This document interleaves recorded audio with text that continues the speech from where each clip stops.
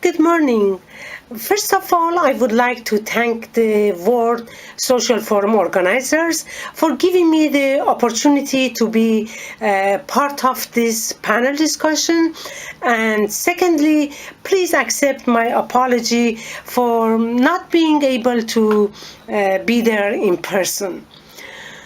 Let's start with the World Social Forum main slogan. Another word is needed, and together it is possible. Yes, by saying this, we mean to resist the political and economic order in context of historical capitalism. It means we want to change the world to a just world. We want to create conditions for abolition of slavery in all its manifestations and the establishment of a truly human society based on equality, justice, freedom, and with no discrimination, no inequality, no exploitation, no child labor, no poverty, no environmental destruction, and so on. Basically, we want to change the current status quo. To do this, we must fight against class oppression and discrimination in all its forms. We need to make sure that we don't forget about half of the world population. I mean, the women. We should not forget that capitalism works will definitely affect women's life around the world. Middle Eastern women are not exempt. Plus, there are many factors that we need to consider when focusing on the region. The economic crisis, wars, proxy wars, and the bloody competition between capitalist states have pushed back the world by decades and have poisonous effects in the Middle East, where imperial powers continue to plunder natural and human resources to fill the pockets of transnational corporations. With the rise of ISIS, the instability in the region has more far-reaching dimensions. The current situation in the Middle East, that is the most important arena of political Islam, is the fruit of the confluence of two reactionary processes. The establishment of the new world order centered on the hegemony of US imperialism and the internal developments in the region that, in the absence of revolutionary forces and movements, are influenced by political Islam. After the end of Cold War, Middle East had an important place in extending US hegemony to Asia. More than 60% of world's oil and gas reserves are located in this area with the highest Muslim population in the world. So the region should be a bridge for influence in Asia that was far from the area of US hegemony.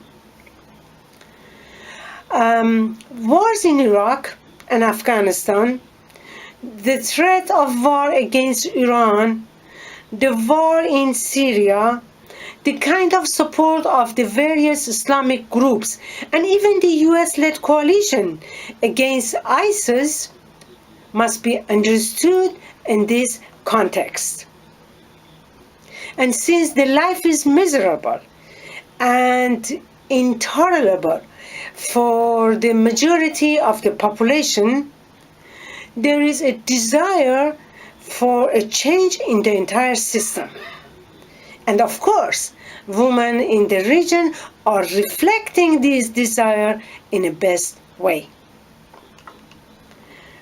Women in the Middle East are facing challenges not only due to the discrimination and gender-based structure of this system and the gender-based society, but also because there are theocratic sexual apartheid regimes in power, legitimizing all gender-based discriminations.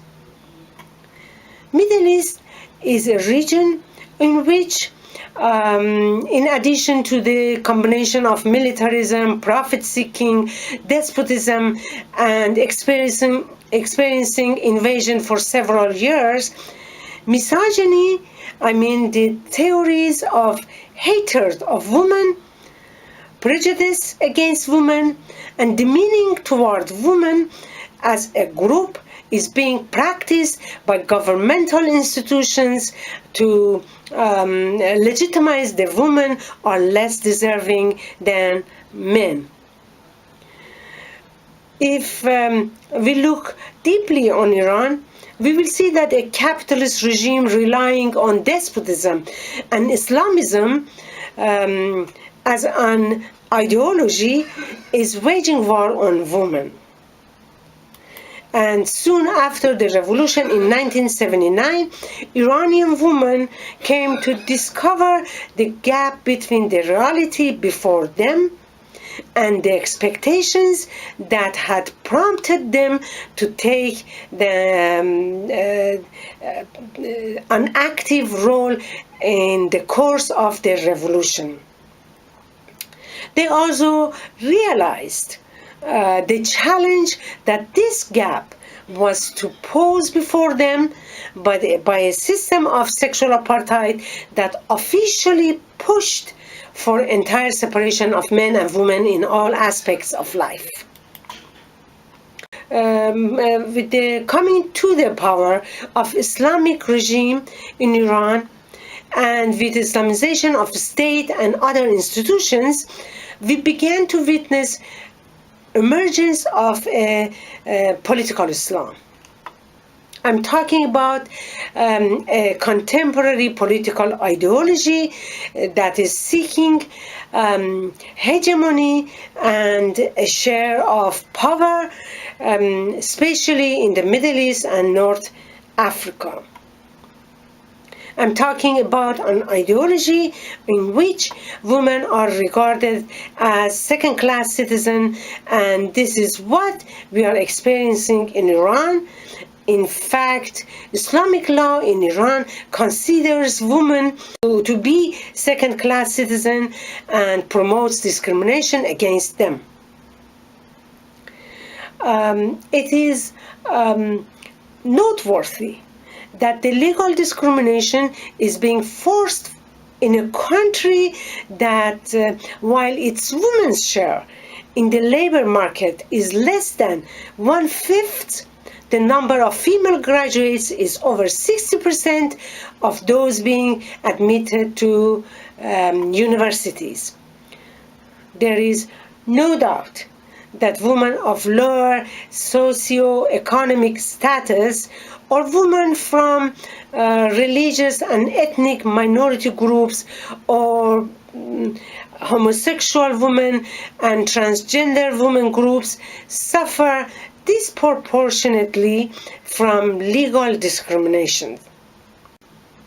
I want you to just keep in mind that discrimination against women would promote unhealthy and unbalanced society and a negative relationship between men and women. As a result, have negative consequences on the lives of men as well. When barriers are created for women, participation in economy and social aspects of life, the entire society will be prevented from advancement. Even if women's work situation in Iran determined by state ideology, women do not accept to remain at home behind the veil and do not have any activities outside. Regardless of their legal position, they are very active in social and political lives and trying to force the Islamic regime to open them these spaces. So Iranian women have become an important force of our time. The history of Islamic regime has been filled with misogyny on one hand and an unrelenting struggle of women against Islamic Republic, especially by new generation who resist the regime and refuses to accept these rules. Even if many women in the movement have a growing understanding of women operation and imperative of collective solutions, unfortunately, women's movement in Iran is currently divided. In most places, it is broken into small groups which are hard to find, hard to join, and even sometimes hard to understand politically. Some are active within the establishment and trying to make reconciliation between Islamic teachings and women movements in order to justify the religion interference in women's life. I welcome reforms that will objectively improve women's lives, but we should focus on all forms of institutionalized system of operation based on the domination of men over women. I mean sexism that works within capitalism and within all kinds of religious teaching, and also because of women class position. It is said that the advancement of this society is shown by advancement of women's position. So how can we talk about development in a country like Iran that religious laws and tradition prohibit the development of women in economic, social, and political spheres, and does not allow even those women who are called insider as and a part of the government system to progress. Iran is a country that an Islamization of its state and other institutions will be completed only by Islamization of all economic, social, and political position of women's lives. We need to keep in mind that in Iran, Islam is not a matter of individual choice, but a legal and political system that manipulates womanhood by creating monolithic image of ideal Muslim woman. This is to reinforce paternalistic relations with regard to women and serves to maintain the status quo and to justify unequal gender relations within a theocratic political system. But despite strict ideological rules and structural limitation on women's work, in the context of Sharia law and its teachings, women in Iran have shown a great deal of courage and commitment to struggle for their rights. They have challenged gender construction of work dictated by the patriarchal institutions such as the state, family, education, employment, parliament, media, and so on.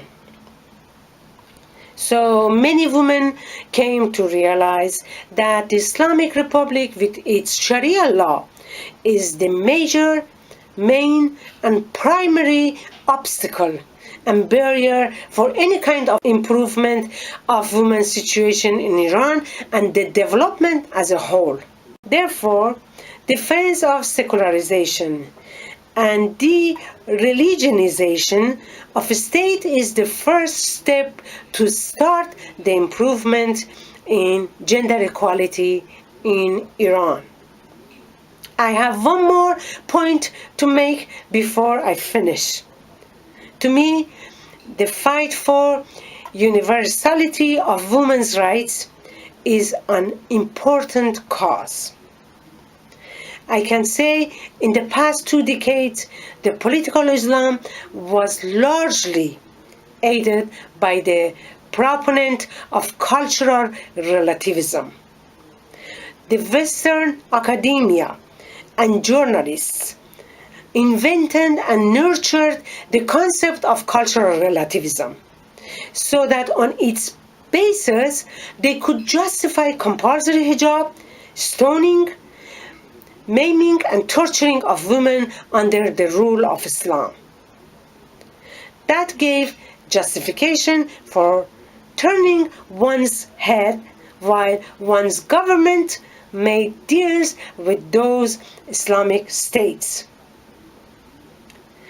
By defending this racist concept, the Western academia, media and government and even many social activists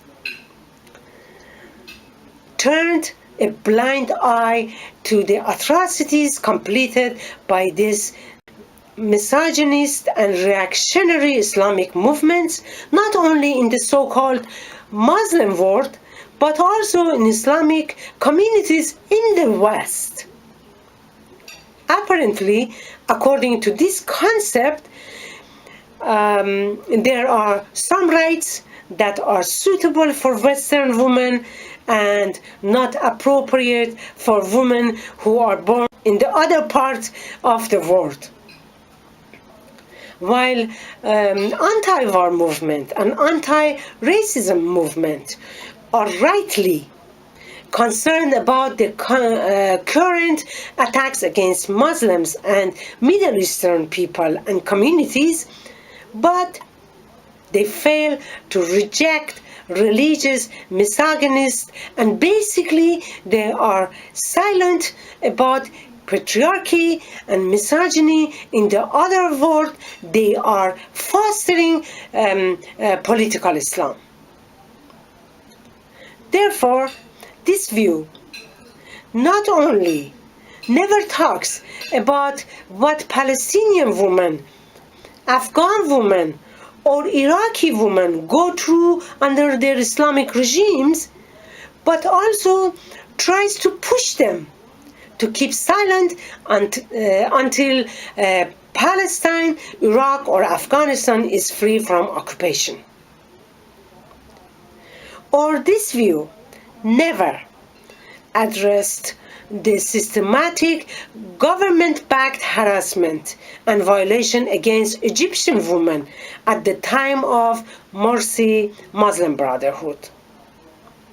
In fact, coup d'etat, occupation, war, and even war threat became an excuse to legitimizing women's subordination in the region, while without the day-to-day struggles for outlawing of all forms of discrimination in entire society, workplace, and under these regimes, the women emancipation would be unthinkable.